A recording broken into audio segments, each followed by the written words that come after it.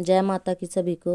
आज जानकारी लेके आए हैं एक बहुत खास विषय पर कि भक्ति क्यों करते हैं और कैसी भक्ति हमें करनी चाहिए, भगवान से क्या मांगना चाहिए और क्या हम लोग मांगते हैं, और जो हम परमात्मा से मांगते हैं क्या हमें वो मिलता है या फिर हम जो कर्म करते हैं कर्मों का फल हमें मिलता है।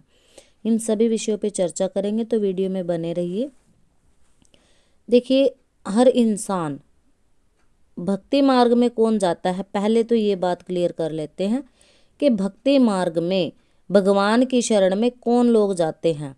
जो लोग बहुत ही ज़्यादा सक्सेसफुल होते हैं, जिनके पास बहुत ज़्यादा धन है, दौलत है, पैसा है, शोहरत है, हर चीज़ है, वो आप लोगों ने देखा होगा बहुत हाई लेवल की ज़िंदगी जीते हैं। और वो कभी क्या हो गया, चलते फिरते कभी साल 6 महीने में किसी मंदिर में गए, दर्शन किया, कोई हवन आदि किया, दान दक्षिणा दी और चलो भाई हो गई भक्ति। उनका रोजाना डेली रूटीन नहीं होता भक्ति करने का। भक्ति कौन लोग करते हैं, या तो जो धर्म में बहुत ज़्यादा आस्था रखते हों वो लोग करेंगे, और जो हम अपनी आम कैटेगरी की बात करें, जिस समाज में हम आम लोग रहते हैं, आम जनता भक्ति क्यों करती है, अपने दुखों से परेशान होकर के, जिनके जीवन में दुख संकट आते रहते हैं, जिनके जीवन को संकटों ने घेरा हुआ है, वो लोग भक्ति मार्ग में ज़्यादा जाते हैं। देखिए, भक्ति करो, बिल्कुल करो, सच्चे भाव की करो, पर भक्ति वो होनी चाहिए कि जिसमें आप और आपके इष्ट दोनों की ही संतुष्टि हो। परंतु लोगों ने भक्ति का मतलब ही बदल दिया है। अभी आजकल का जो समाज हो रहा है, जो हमारी कैटेगरी के लोग हैं, वो भक्ति कम करते हैं और शक्ति ज़्यादा पाना चाहते हैं। तो लोग शक्तियों के पीछे ज़्यादा भाग रहे हैं कि हमें गुरु धारण करना है, बस हमारे घर की शक्ति हैं, जो बावरी हैं, माताएं हैं, हमारी कुल की देवी हैं, देवी दुर्गा है, देवी महाकाली है, जो भी शक्ति हैं बस हमारे सिर पे खेल जाएं, उनसे हमारे वचन हो जाए, हम गुरु धारण कर ले और उसके बाद हम सक्सेसफुल लाइफ जी सकें। देखिए, सफलता सबको अच्छी लगती है, सफलता हर कोई पाना चाहता है, इसमें कोई बुरी बात नहीं। परंतु आप भक्ति करके भगवान से क्या मांगते हो? हे भगवान मुझे धन दौलत दे दो, पैसा दे दो, ये चीज़ें कभी भी मत मांगो। मांगनी है तो प्रभु की, परमात्मा की कृपा मांगो। अगर आप लोग उनकी कृपा के पीछे भागते हो ना, तो आज नहीं तो कल भगवान आपकी सुनता जरूर है। और भक्ति करोगे तो शक्ति भी मिलेगी। आपकी भक्ति से ही शक्ति जागृत होती है। आप लोगों को ये नहीं पता, आप लोग शक्ति जागृत करते हो, भक्ति कम करते हो। कुछ माता बहनें आती हैं दरबार में, भाई भी आते हैं कि मेरे जितनी भक्ति कोई नहीं करता, मैंने बहुत भक्ति करी है। सबको ये लगता है कि मैं बहुत ज़्यादा भक्ति करता हूँ। कुछ तो ऐसे भी आते हैं कि हम नित्य प्रति जोत जला रहे हैं माई की, पर फिर भी हमें कुछ नहीं दे रही भाई। अगर थोड़ा बहुत तेल या घी आपने उनकी जोत में जला भी दिया तो एहसान थोड़ी ना करते हो उनके ऊपर। लोग वो भी हैं जो उनकी अखंड जोत जला करके रहते हैं। अब एक पुजारी को ही ले लेते हैं हम, जो मंदिर के पुजारी होते हैं, वो सुबह से शाम तक मैया की सेवा करता है, सुबह से शाम तक अखंड दीप की जो ध्यान रखता है, जलाता है।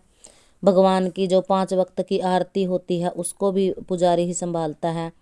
उनके भोग प्रसाद इत्यादि का जो भी सारा कर्म होता है वो पुजारी करता है। पर उसको मिलता क्या है? 20,000, 25,000, 30,000 तनख्वाह मिलती है। वो उस तनख्वाह से उसके परिवार का गुजारा होता है। अब आप खुद सोचिए, जो पुजारी सुबह से शाम तक मंदिर में भगवान की 5 वक्त की आरती करता है, वहाँ बैठकर मंत्र जाप भी करता है, उनकी जोत की सेवा करता है, वो भी 25-30 हजार की नौकरी करता है।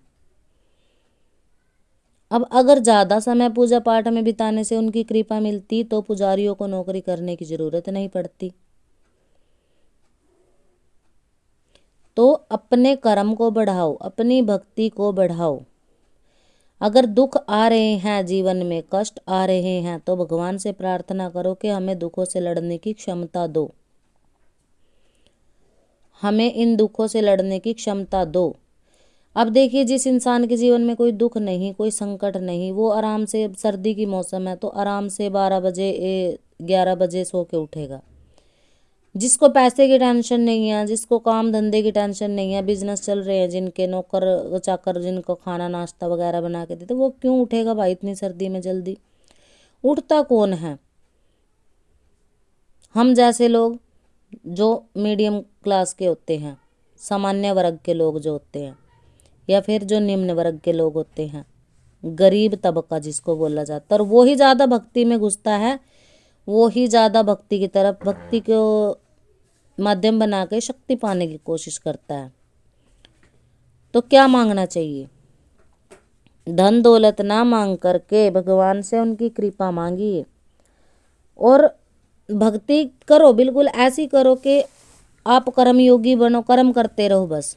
अपने कार्य जो भी आप काम करते हो, जो भी आप बिजनेस करते हो, कोई छोटा मोटा कार्य, दिहाड़ी है, मजदूरी है, उसको करते रहो, अपने कर्म पर निर्भर रहो। अगर आप कर्मयोगी बनोगे, जो भागवत गीता पढ़ते हैं उनको पता है कि कर्मयोगी इंसान और जो धर्म पे चलने वाला होता है, जो किसी का छीन कर नहीं खाता, जो किसी को गंदी नज़रों से नहीं देखता, किसी के धन पर किसी की नज़र नहीं होती, उसका परमात्मा भी साथ देता है।